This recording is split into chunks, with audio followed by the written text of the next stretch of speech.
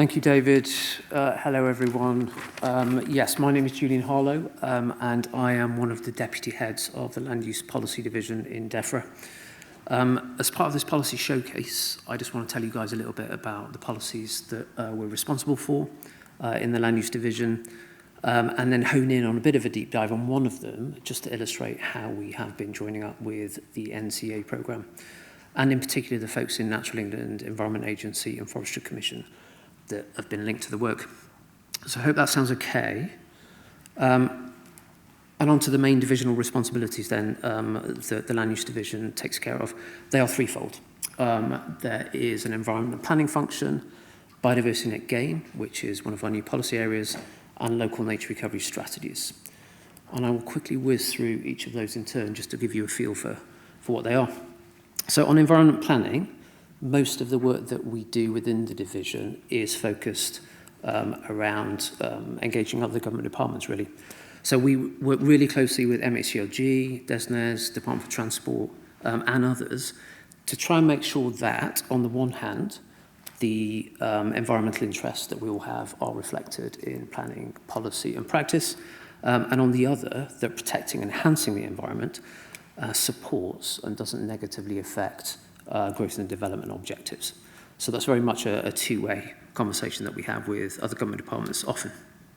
The latter two are, of course, big government priorities. MHCLG are currently consulting on changes to the National Planning Policy Framework, the NPPF, and they're preparing for a planning and infrastructure bill, both aimed at speeding up housing infrastructure delivery. And they are big issues for certainly the Defra group. We're working really closely with them to enable both of those things while making sure that the planning system contributes as much as it can to the environmental outcomes and to nature recovery. And biodiversity net gain, local nature recovery strategies, I think are key ways that we are going to realise that in practice. I will come back to that. So often the focus of my conversations on environment development, they boil down to the speed with which we can make decisions, we can undertake assessments, particularly where environmental impacts are concerned. And there's almost always a huge amount of interest in the role of environmental data in those decisions. Can we make better use of the data we have? Can we make it more accessible? Can we generate or mobilise new data sets that would speed up delivery and decision making, be those developer assessments or those made by planning authorities or our statutory consultees? I think this is probably where programs like the NCEA and other data collection initiatives can make probably the most significant contribution, certainly to my policy areas, over the medium to long term. In the short term, tools like Natural England's green infrastructure maps, and I've just put a link in here, in case you're not familiar, are incredibly helpful. They bring together different data sets, they make them really easy to use, analyse, and I would encourage the programme to think about that user end as well. It's incredibly important. So that's environmental planning. Moving on to biodiversity net gain. For those that don't know, I hope you're vaguely familiar with it, but BNG is basically a requirement, a new requirement, for all development to leave biodiversity in a measurable, better state. It's been part of planning policy now for a while, since 2012, I think, but it hasn't been applied consistently. So what government has done in the Environment Act 2021 is to legislate and make it mandatory for all development, or with a few exceptions, and the net gain requirement is set at 10%. That net gain requirement is measured by a statutory metric, which in turn we've legislated for, and that basically establishes the number of units that any developer is going to have to provide on the back of a development. And developers can either do this on-site as part of the development, off-site through agreements with landowners and land managers, or via the market, or via government credits, and that's almost like a kind of market backstop. So that's basically the system, and I think BNG is going to be a key way, a key part of our policy mix really, for securing our biodiversity outcomes in the long term, as well as providing a more consistent, transparent, streamlined planning process. It gives developers that certainty as well. So what's next in terms of the policy space? We're looking to extend BNG requirements to nationally significant infrastructure programs. That's a big step. Approach still under development, and I suspect we will be seeking views on that shortly. We're also generally looking to improve the BNG system. You know, this is a new system, it's only just come online. So we are going to be developing concepts such as irreplaceable habitat, which for those that are not familiar with this, they are habitats that are incredibly difficult or impossible to replace. They basically fall outside of the BNG system. And I mention this because improving data on things like irreplaceable habitat is an area that we're really keen to work more closely on with the NCEA programme. That's biodiversity net gain. Last but by no means least is local nature recovery strategies. And this is my policy area, so I basically head up the team within the land use division that works on this. Quickly run through the policy, as I have done on BNG and environment planning, and then I'll focus on the links with the NCEA because they're great. So LNRSs, what are they? In a nutshell, they are basically a new national system of locally led spatial strategies for nature recovery. We legislated for those in the Environment Act as well, alongside BNG. I'll come back to that. There are 48 LNRS areas. They cover the whole of England. I just put a map in there just to give you a feel for the geographies. And government has appointed combined or county level authorities to lead the preparation of the LNRSs in their respective areas. So we've got nationwide coverage, but a local approach. The strategies are currently being prepared across the country. We expect most to be published either later this year or early in 2025, all being well. And the intention is to review LNRSs roughly on a 5-yearly cycle. So the idea being that we periodically take stock of what's been delivered on the ground, and we use that basically to update the strategies, keeping them fresh, relevant to delivery. And that's their primary purpose, really, to inform delivery.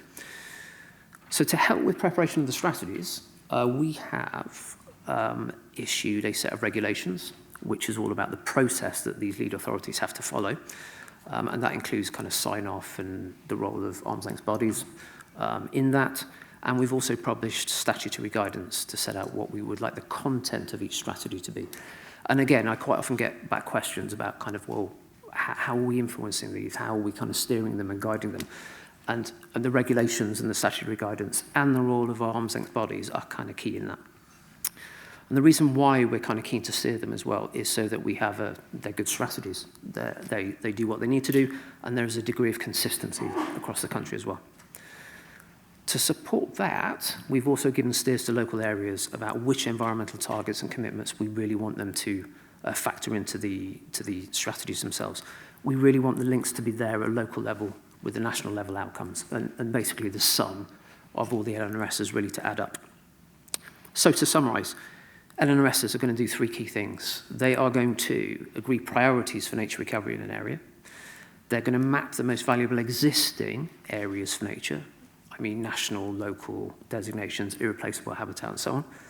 And then they're going to map proposals for creating or improving habitat for nature in the wider environment. And that's the key bit. That's the new bit that we've not really had before in previous initiatives. And to be absolutely clear, the proposals for improving and creating habitat for nature and wider environmental goals, they're not binding proposals.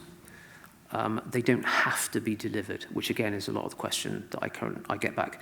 The intention has always been to set out a set of spatial priorities for an area and then to align different delivery levers, incentives, funding sources around those. That's really what we're aiming for here.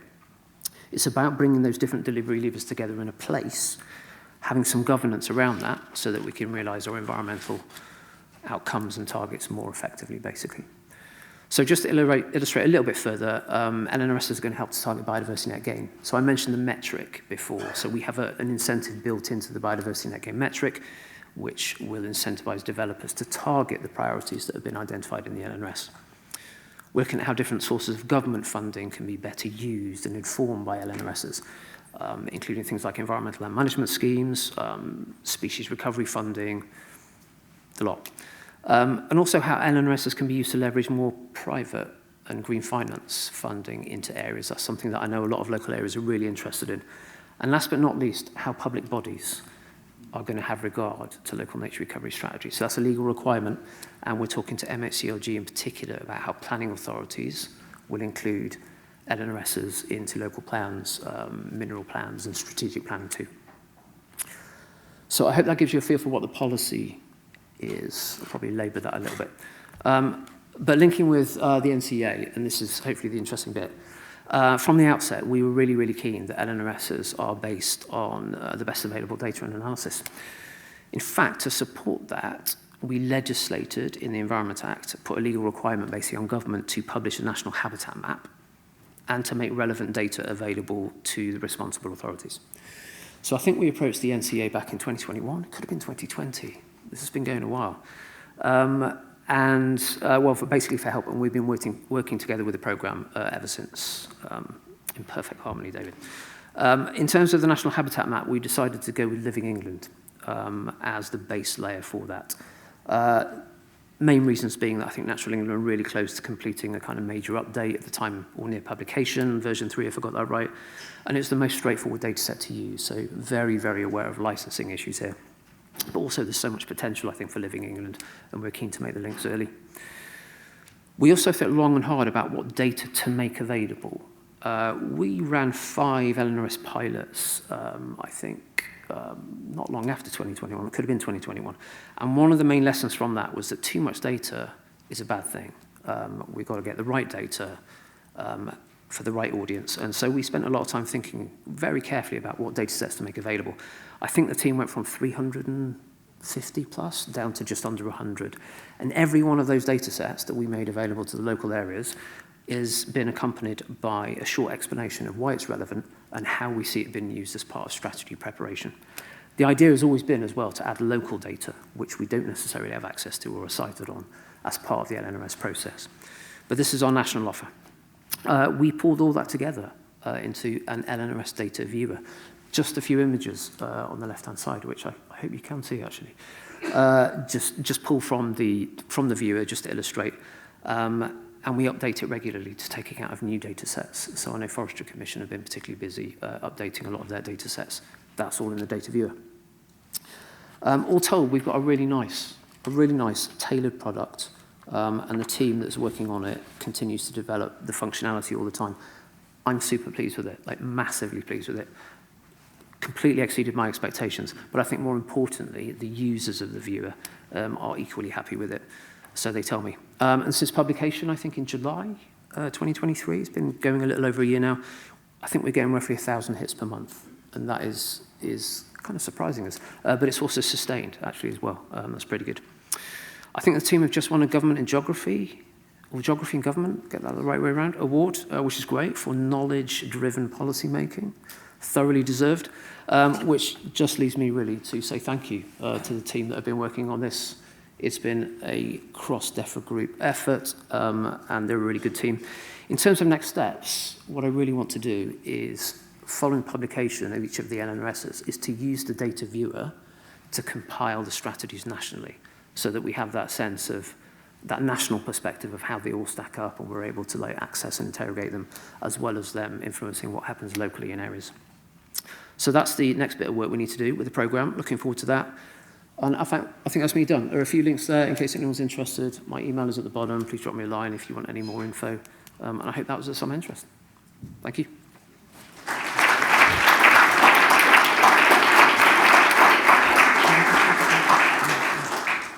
We've just probably got 2 or 3 minutes if there's any immediate questions. I can see there's one hand up over there. Let's just take that. Hi, I'm Tara Hooper, Natural England. I think the opportunities offered by local nature recovery strategies are amazing in the way they're trying to identify priorities for recovery and also setting in place the actions, but of course it stops at low water. So I wondered what you thought the opportunities might be for learning from the LNRS process to apply something similar in the marine environment? I'm sure that there's lots of learning that we can do. Local nature recovery strategies have been designed to work with the land use planning system, which is why they are terrestrially focused. I'm sure there's lots of learning that we can take from what we set up, that is legislation, how we've tried to design the governance in particular, and transfer that to the marine environment. But I'm not a marine expert, and I suspect others in the room might have more insight into that than I. Thank you, Julian. Really interesting. And I love LNRS Data Viewer. I think it's a great showcase for the programme. And the fact that it's getting 50 hits every week is amazing. So thank you. So, oh, go on then, let's give him another round of applause.